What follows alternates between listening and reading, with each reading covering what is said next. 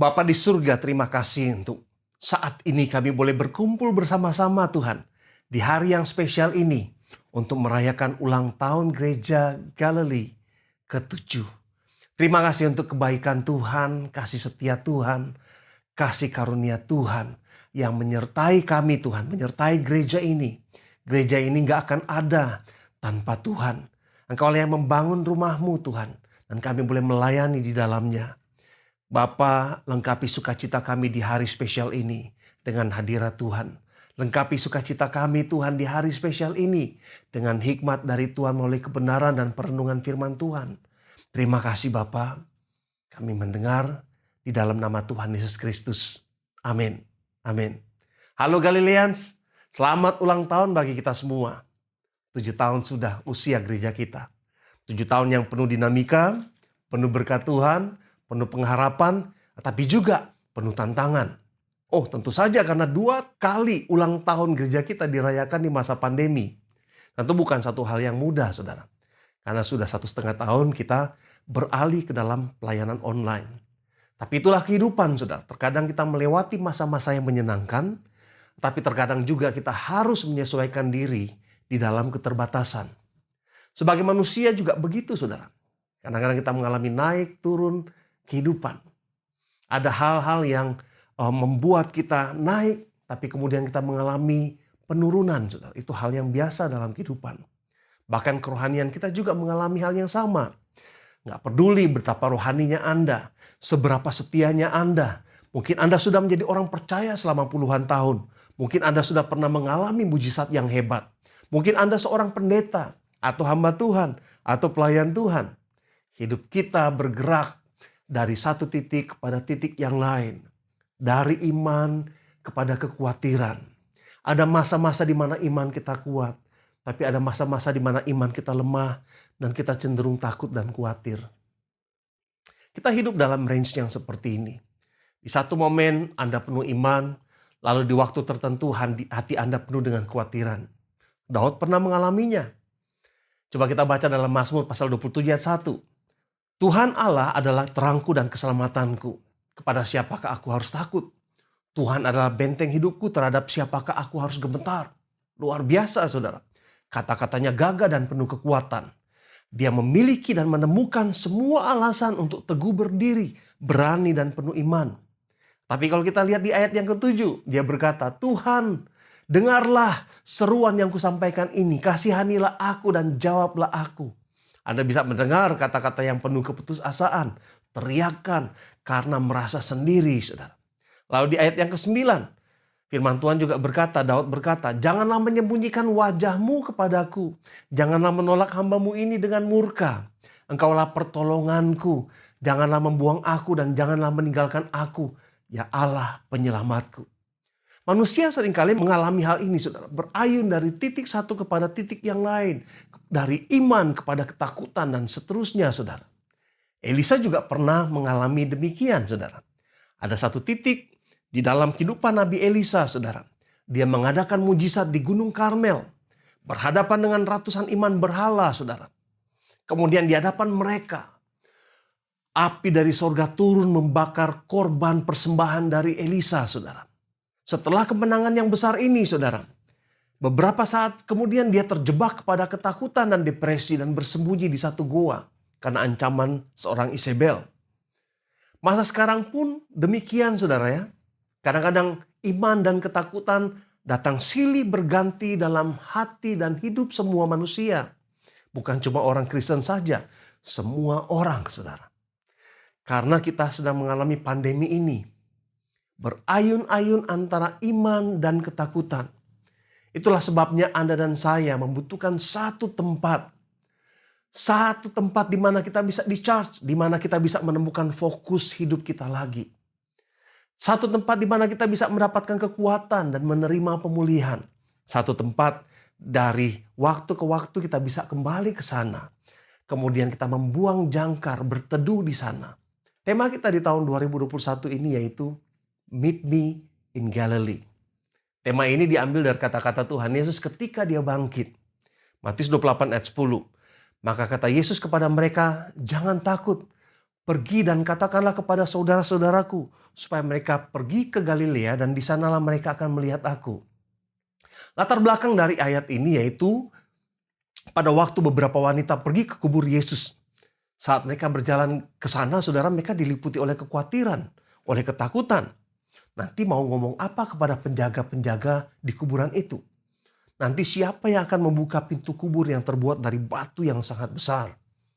Tapi di sana mereka bertemu dengan Yesus. Dan Yesus berkata, jangan takut, pergi dan katakan kepada saudara-saudaraku supaya mereka pergi ke Galilea dan di sana mereka akan melihat aku. Meet me in Galilee. Saudara, kedua wanita ini pun berlari menemukan 11 murid yang lagi lockdown, saudara. Lagi PPKM darurat. Karena mereka ketakutan terhadap orang Yahudi. Beberapa hari sebelumnya mereka mengalami goncangan yang gak terbayangkan, saudara. Mereka menyaksikan guru mereka disalibkan, mati, dan dikubur, saudara. Iman mereka dan pengharapan mereka tergoncang. Mereka terkunci dalam ketakutan dan seakan-akan tidak ada jalan keluar. Bayangkan, saudara, pada waktu mereka menerima kabar dari dua orang wanita ini, saya yakin waktu itu mereka terkejut luar biasa. Pengharapan muncul, iman bangkit, bahwa Yesus ingin bertemu mereka di Galilea. Memang saudara, kalau kita baca kitab Injil, sebelum Yesus terangkat ke sorga, beberapa kali Yesus berjumpa dengan mereka di Yerusalem dan beberapa tempat yang lain. Tetapi perjumpaan mereka di Galilea adalah sesuatu yang spesial.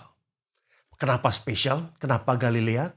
Kenapa bukan Yerusalem? Kenapa bukan Sungai Yordan dan tempat-tempat lain, saudara?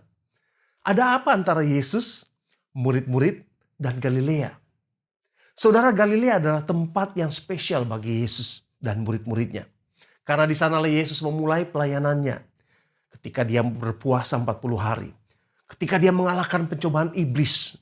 Di sanalah kampung dan rumahnya ketika ada dalam bumi ini.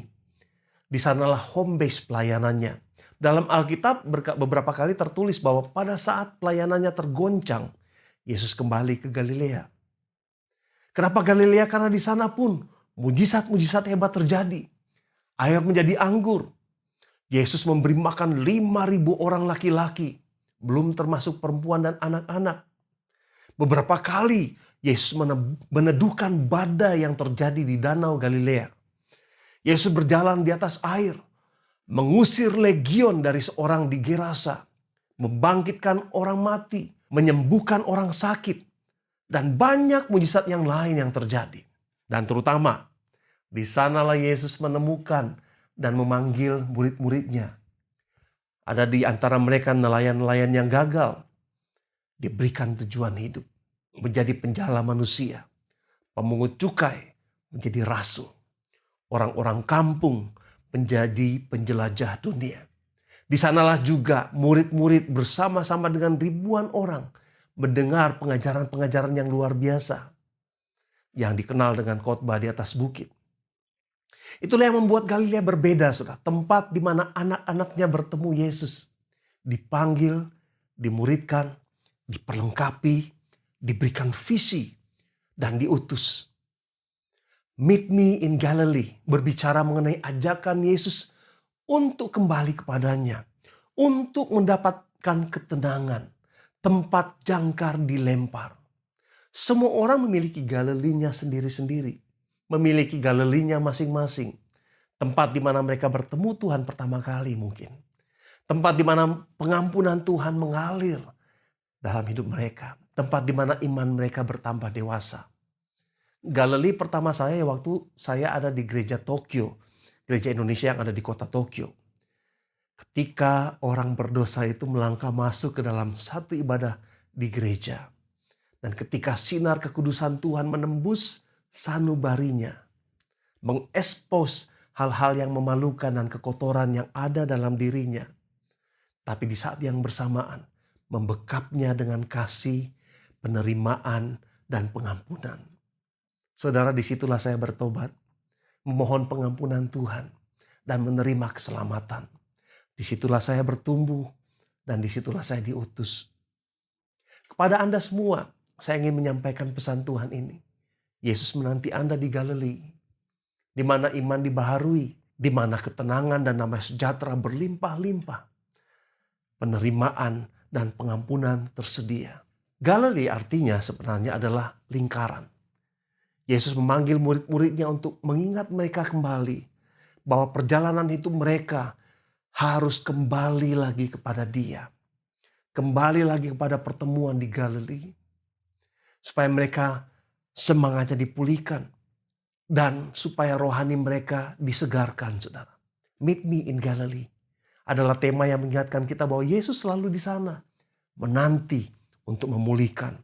Menanti Anda untuk memberi kekuatan. Mengembalikan purpose. Supaya jangan kita mengandalkan kekuatan sendiri. Dan jangan kita berjalan kemudian tersesat atau terjebak.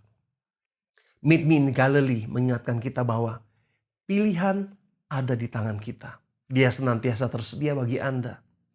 Jika Anda saat ini merasa terjebak dalam kekhawatiran dan ketakutan, mari terima undangan Yesus. Pergi dan bertemu Dia di Galilea. Satu lagi sebelum saya menutup renungan ini. Di Galilea, murid Yesus saling memanggil satu dengan yang lain dan mengundang. Tahukah Anda bahwa Yohanes mengajak Yakobus dan Andreas? Andreas mengajak Petrus, Simon Petrus saudaranya. Filipus mengajak Nathanael. Anda pun harus mengajak orang yang lain bertemu dengan Yesus. Meet me in Galilee juga berbicara tentang usaha Anda untuk mengundang mereka ke Galilea, tempat di mana Yesus ada.